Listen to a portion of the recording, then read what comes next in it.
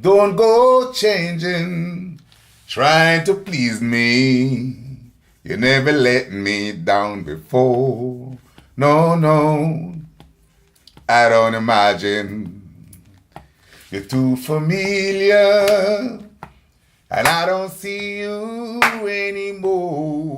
Yeah, I would not leave you in times of trouble.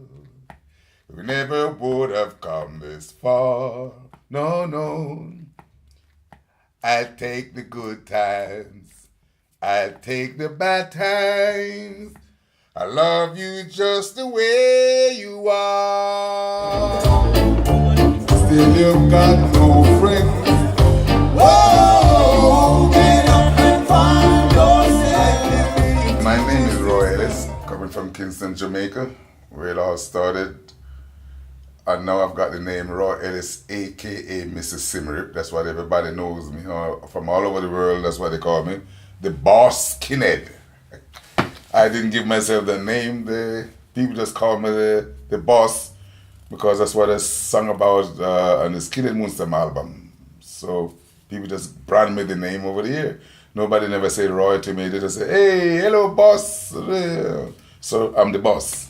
But I'm so happy to be here. I just did 2 interviews right now. 2 interviews to tell the people that asking about what I think about the tourist crowd. I said, well, I'm here like a therapist to make everybody happy. Skinhead Reggae is just a name what they got when I recorded those songs those years. We took the ska music, we took the rocksteady, and we took the reggae, and we combined these 3 rhythms together with a different talk, because the normal reggae in Jamaica, when it was recorded, a lot of the young white people, the white kids, they couldn't dance to it. But they could dance to our reggae because we make it a little more faster, you see? So automatically they brand it. They brand my music and call it skinny reggae. Ting-yakka, ting-yakka, ting-yakka, ting-yakka, quicker, And only the skinny could dance it and do the ska with it. So, and that's what it turned to be skinny reggae. So I didn't call it skinny reggae. The skinheads call it skinny reggae. That's why they give me the name the boss from the skinhead reggae.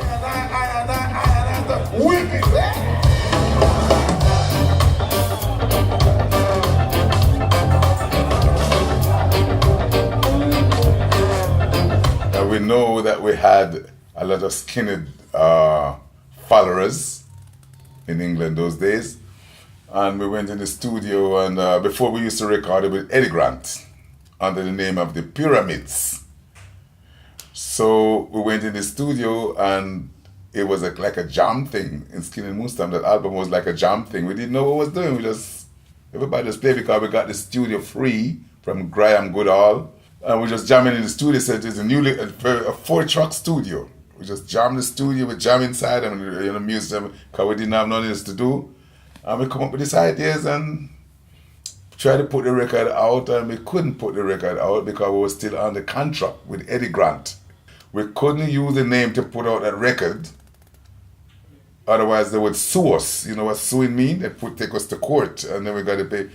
So they told us we can never use that name Pyramids to promote the record. So we came up with the name to spell it back way without the D, and it pronounced Symarip. Derek Morgan came out at that time with a new record called The Moon Hop, and the producer in the record company told us, you have so many skinhead followers, why don't you do something for the skinheads? So we went in the studio, in the box, and we just started fooling around with the rhythm from Derek Morgan, The Moon Hop, and used the yeah, and I wrote the lyrics without writing the lyrics. I was just talking. Just, what comes out of the head, you just speak. And it come to be a big success. And so some of the records and so as I said, it was a coincidence. It wasn't planned. And the album went in 1969, the album went up in number 5 in the hit parade. And the album came with make history now because Skinhead Moonstomp, the album was released 8 times in 47 years. 8 times, the same album, the same picture. This music was already in Jamaica many years before, but Symarip was the first reggae band to have a record in the hit parade. And when we made the Skinhead Moonstomp album, because we had so many skinhead followers, they just brand us as the Skinhead band. So Symarip was the first ever Skinhead band in England. Then 12 years later come Special, Bad Manners, Selectors, this, that, and they called my music New Wave. And later on they called it Skinhead Reggae. But it's all coming from me.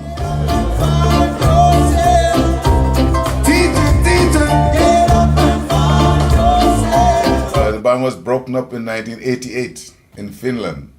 We were touring there, and then we got conflict. We've been together from in the school days in England. A lot of time, you're like, when you live with a woman all these years, sometimes the marriage broke up. Everybody got their own opinions. That one say this.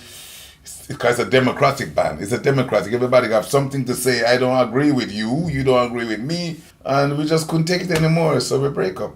After the end of the band in 1988, I went to do solo. I went to the gospel music and soul and make a career in Switzerland, a very big career doing all this on the gospel. Then I met Laurel Aitkel in 2006. And he's the one who told me I should go back on the road because a lot of people, because Symarip, we never tour under the name Symarip or this Skinhead Moonstomp. I only started tour in 2005, 2006. That's when I started tour with this music.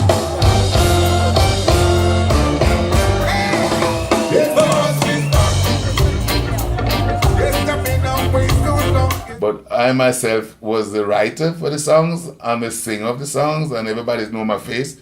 So Laurel said, "You're the man, should go there and do the song." I said, "But I can't go as Laurel Ellis because nobody know me as Laurel Ellis. They know me as Symarip."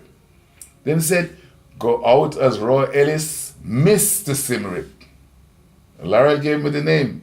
Let's go as Mr. Symarip. And since I came back as Laurel Ellis, a.k.a. also known as Mr. Symarip, boom, just went up in the air and everybody know me as Laurel Ellis, Mr. Symarip, Laurel Ellis alone, Mr. Symarip alone, or the Boss. The name the Boss come because in Skinhead Moonstomp said, "Remember, I'm the boss." You see, and from there it started.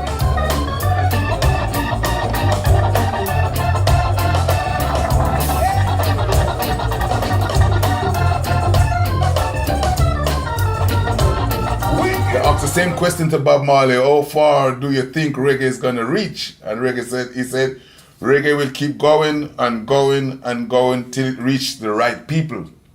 And it did, because reggae is every part of the planet. India, Colombia, Argentina, Brazil, all over the place, America more times, Las Vegas, they went crazy, you see? So reggae will always, you're always gonna have reggae around, Now the young people who used to play this ragamuffin or all this dance, they're going back now to reggae. Because they found out that as the Jamaican culture, as our folks music, we should keep it alive. And I'm so happy.